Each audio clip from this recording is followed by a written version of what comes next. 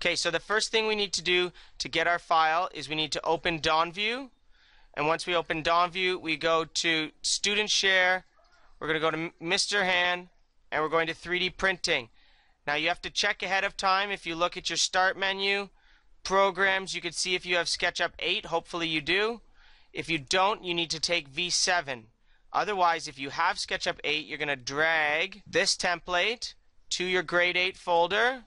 And once you get it to your Grade 8 folder, you could drag it to your Technology folder where you will rename it using the form number _ first name _ last name. Okay, once I've renamed it, then I'm going to open the file up. You should just hit Start, and you should see the build platform looking something like this. The first thing you're going to want to do is zoom in with your scroll wheel, and you're going to hit T for tape measure. That's this tool here. You're going to make 4 tape measure lines from your center axes. So this is the exact size of the build platform. Here's the red axis and here's the green axis. So I'm going to click, I'm going to go this way. For this project, we'll make it pretty small. We're going to do it 4 centimeters by 4 centimeters square. So half of 4 centimeters is going to be 2. But 2 is in millimeters, so we need to say 20 for millimeters and hit enter. And you notice when I'm typing, it'll show up in the bottom right corner of the screen. So I'm going to go ahead and do that 4 times from each axis, 20 and 20. So now I have a rectangle. Now I use R on my keyboard, rectangle. I'll click on the intersection and I'll go to the opposite intersection. I've now made a rectangle. Next we do push pull using P. So I'm going to click and let go, and I'm going to move my mouse up, and then we are only going to make this pretty small. We're going to hit 4 millimeters. So again, watch the bottom right corner when I hit 4 and I hit enter, and that is the size of our object. We can delete this. This is just a reminder here, so click and hit delete.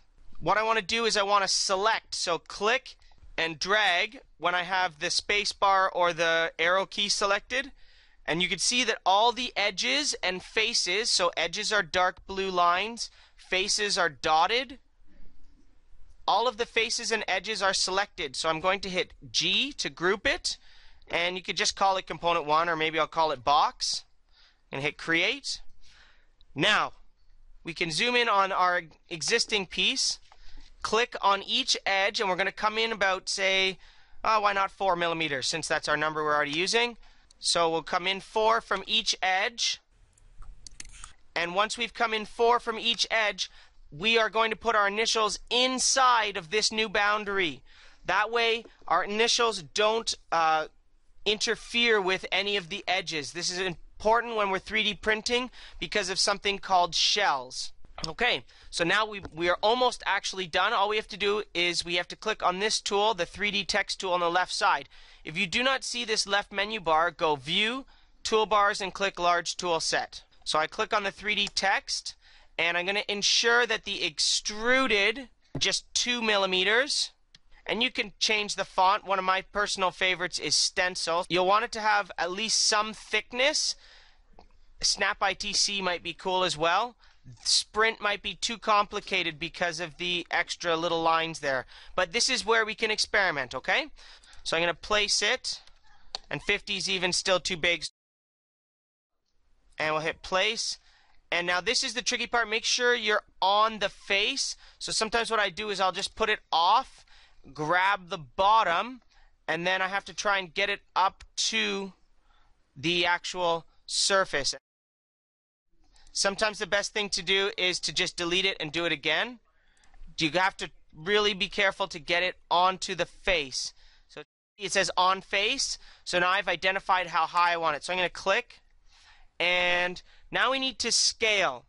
So scaling is I want to have this exact size rectangle, but what I'm going to do is I want it to be overall smaller. So I can scale all of the rectangle, or I can scale some of it. So I'm going to select it just so you can see here. My scale tool is over here on the left. So now you see the green boxes. If I go this way, that's just scaling the height. If I go this way, it's just scaling the width. But if I go on the corner, it's uniform. Okay, so it's all the same. So what you're going to do with your initials is you're probably either going to scale either this way or from one of the ends. So let's take a look at how that will look. Scale is S on your keyboard. It's a little too thin. So what you want to do is you just want to get this onto the build platform. So you have to play around a little bit. Let's do this.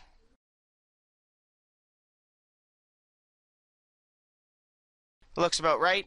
Now I'm going to move it, which is M, move tool, and I'm going to place it so it's in the center. If you want, you can actually use a tape measure tool to line it up. I'm not entirely thrilled with that, but this is just a demonstration, so we'll go with it. You might find that there's more space in the top and bottom than on the sides. This looks a little bit out of proportion. So once I've scaled it, I'm going to double click to go inside the initials. So double click. And what I have to do is I have to push the initials down into the face of the box. So I click the push tool, and currently I'm 2 millimeters high. So I'm going to hit 4, and now that's gone into the box. So go down and hit 4, enter, down, 4, enter, down, 4, enter. Okay, so now I have to spacebar. I'm going to get out of my components. I'm going to select it, I'm going to copy and paste, Control C, Control V, and I'm just going to offset them a bit so they're still on the face but they're out of the way. Now what I'm going to do, we're almost done. I'm going to select my original one that's centered and everything. I'm going to right click and I'm going to explode. This is going to ungroup it. So now it is integrated with my existing box. I have to also explode my box component. The reason we made it a component before was so that we don't accidentally adjust it when we didn't want to. When you delete the surface of the component, you'll see that you can actually see inside the box, but I've made a new bottom layer. So delete, delete, and delete. Whatever yours is, yours will be different. Now what I can do is I can just hide this for a second to show you. Right, you can see that everything looks good. This is the inset version, but we're doing 2 colors, so you need to have the negative that fits into this. So what we have to do is we have to drag this, and the best thing to do is find a corner. So here's a corner, and I'm going to move this corner to snap to this corner. If you don't snap it, it won't 3D print. We are now done. That's it.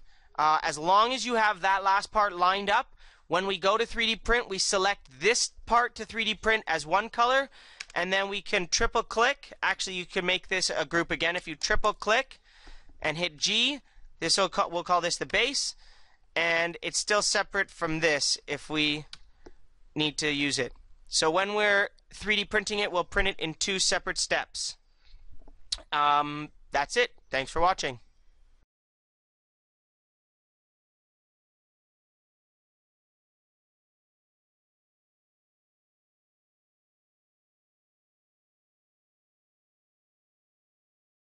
So what I'm going to do now is I'm going to click on the surface of this, and when I delete it, you'll...